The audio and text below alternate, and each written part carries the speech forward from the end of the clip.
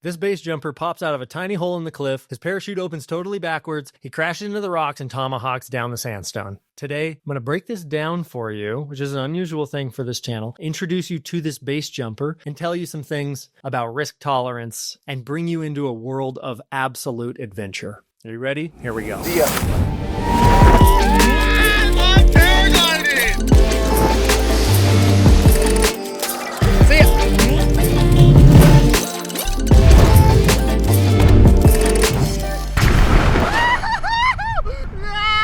Hey everybody, this is Ari in the air. Welcome back to the channel. Stoked you're here. If you're new, welcome. I'm Ari. I teach high-level paragliding, and I'm the founder of the Paragliding Men's Group, which is currently full with 20 men from 7 countries working on their people-pleasing, earning more money, having better relationships, being more of a leader to themselves, in their families, better husbands, better fathers. We'll open the doors again in the spring, so stay tuned for that. Today, I'm going to do the first review of a base jumping accident that I ever have on this channel. As you may have seen in my intro, I've participated in base jumping around the world for a number of years. Not super active this year or the last, but I want to introduce you to this adventure character here and this incident. So I'm going to just kind of play this video for you one time through, and then I will break it down and help you understand exactly what is happening in this video, as well as introduce you to this character.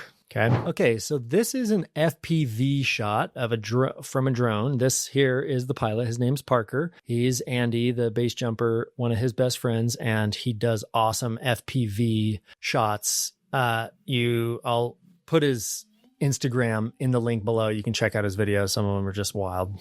Okay, so we're heading up to the jump here. You can see this is a big cliffed out bowl, which is going to come into play later in the video. And then as we zoom in, we can see that there is a mostly attached arch. Okay, this is outside of Moab, Utah. And this little tiny black hole, we are going to have our hero emerge. Okay, so he flies the drone up, tells Andy that he's there, and then Andy emerges. Parachute opens backwards. Oh, crash. Tomahawk. Oh, God. Parker then uses his drone to try to see if his friend is okay, right? He flies up and he's trying to take a look at Andy here and make sure that he's okay. You see Andy is on his feet, hands on his knees, taking a big deep breath. Parker zooms out, gives Andy a little bit of space. The drone is very noisy and it's annoying, so he gets out of his face for a minute. And then Parker again comes in with the drone to check on his buddy. Now he sees that Andy is laying flat on his back, immediately races the drone away from Andy. He knows that he needs to land it so that he can check in with Andy. Okay, so let's go back to the actual jump, and I'll tell you what I know about base jumping and what I know about this incident and why this kind of thing can happen even on a static line. Okay, so here we are looking into the little cave that Andy is going to jump out of. So this is called a static line jump. So Andy has made some kind of anchor in here using rope that he's tied the bridle of his parachute to. It uses something called brake cord, has about 70 to 80 pounds of brake. And so it means that when he jumps, it's like a little shoelace that will pull his parachute out of the bag for him. And then once he goes to line stretch and he's actually pulling on it with his body weight, that little shoestring will snap and the parachute will open in about 50 feet of free fall. So what we see, and I'll try to slow this down here and break it down for you. So Andy, as you can see right here, is jumping. He's like curled up into a little ball just to get out of the entrance of the cave. So in this frame right here, the static line starts to extract the parachute out of his container. Okay, so keying forward frame by frame, he's in a little ball, and right about here, the parachute comes out of his bag. Look at his right hand here. This is just absolutely bananas. Look at his right hand. He just high fives the rock as he passes it. Dunk. Look at that. Hand on the rock. Okay, so here his hand is on the rock, and you can see that this little black thing right here is the pack job. So what happens, he's jumping off something that's not perfectly sheer. He's jumping off something that's somewhat positive, as we say in base jumping. And since he's tied here, what happens is as he jumps away from it, the pack job stays. And as the pack job, because it's out of the container now, there's nothing supporting its weight. So as soon as it leaves his container, the pack job starts falling down. And if we key forward here, you can see the pack job, this little black thing, is now going closer and closer and closer to the rocks in every frame. That's because the pack job is not supported by his back or anything. And so once it comes out of its container, it starts falling down to the rocks. And since he's jumping off something positive, that pack job is just at some point going to land on the rocks. Okay. And that's exactly what it does here. You can see that right about here, he gets to what we call line stretch, which means that all of the lines are out and the parachute is going to be pulled tight. It's going to break that little shoestring. And what we see here with this pack job, this little black piece, there's color on both sides of it. This is the left wingtip, and he wants it to open out to his left, our right. But instead, it bounces off of this protruding rock right here, and it flips the entire pack job 180. So then right here, you can see that black piece goes left instead of right. And by here, where you see Andy is being slowed down by his parachute, the deed is done. He has what we call a 180. He's having an off-heading opening. The parachute is opening facing the cliff. Okay. And as we scrub forward, we can see, okay, now the parachute is 75% open, 80. Now it's totally open, but it's facing the cliff. This is basically the biggest nightmare for for base jumpers. Paraglide pilots too, right? Like having your leading edge facing the wall while you're 3 feet from the wall, you're totally fucked. So Andy, literally, this person that you are watching here is by far and away the most prolific slider down base jumper of all time. He has the most jumps, the most new exits opened. He's the most prolific tandem base jumper ever. He literally has more cliff strikes. Like he's hit the wall more times than I've base jumped. Just a prolific athlete in his sport and has pushed the sport so hard. This is no exception. This is pushing really hard in his niche of the sport. He has a slider down base jumper, meaning that the parachute is rigged in such a way that it opens as quickly as possible so that he can jump off as low of objects as he can. This is an incredibly low object. It's very positive. It has a technical exit through this little hole, and all of those things really increase the risk and mean that he has to have a lot of things work in his favor for this to go as planned. I'm not actually sure if this was his first time jumping this. I think that he had jumped this one before. But at any rate, let's now watch what he does as a pilot to navigate himself once the nightmare of a 180 opening, a 180 off heading happens. Okay, so scrolling back here, as you see, one of the huge problems with the 180 is that now you see that the parachute is opened, but Andy is line twisted. So that means that his hands can't just go up and grab the toggles because the toggles are twisted 180 above him. But as I said, he has more 180 openings than I have base jumps. So his hands are very trained for this too. And you see the lightning reactions. Now his hands are already on the brakes. He's not even untwisted. Okay.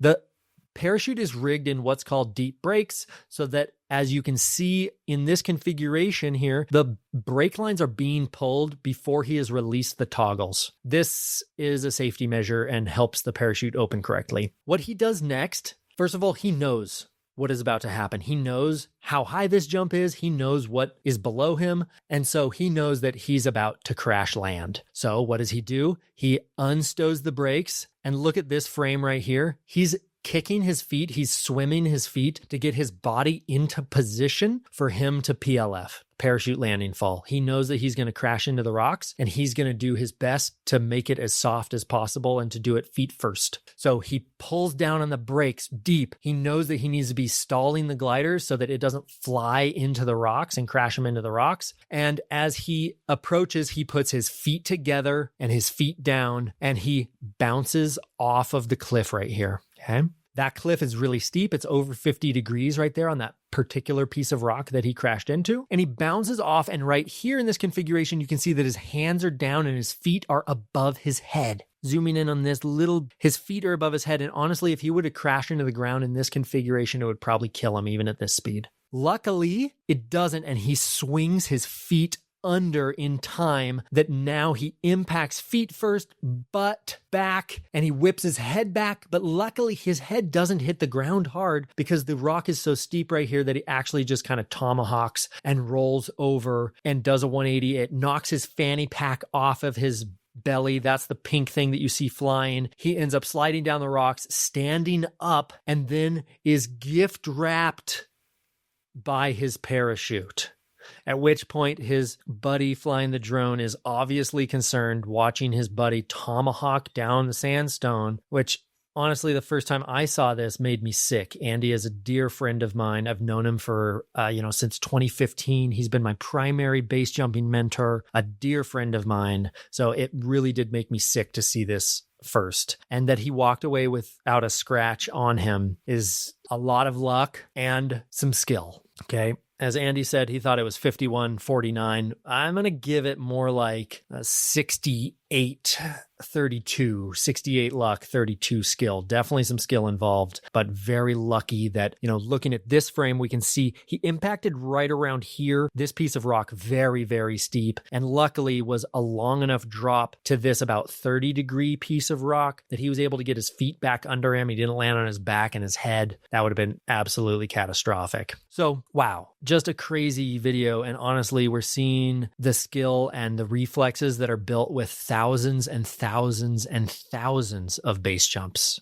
Imperative to start developing these skills. The skills that we're talking about are akin in paragliding to collapse recovery, to being able to stall your glider, to just be familiar with the configurations at a glance and to have your hands respond immediately without thinking about it. This is the skills that you're seeing here that are, that translate to our sport. The other thing that I want to show you is that as you can see here, as I scrub through this, this is a bowl that is cliffed out on all sides. So how is it that Andy gets out of here? Well, believe it or not, he lays there for a while catching his breath. And as he said, thinking about life and shit. And then he takes his parachute, he packs it back into his container, and he jumps off of the cliff once again. So looking back, we can see this here is the connected arch that he jumped under. He crashed into the cliff right here, was marooned up on this ledge, repacked his parachute, jumped out, flew down, landed, was able to walk out with no injuries, and had a big reckoning with his own emotions at the bottom. I'm sure he called his mom and his girlfriend. And so it really goes to show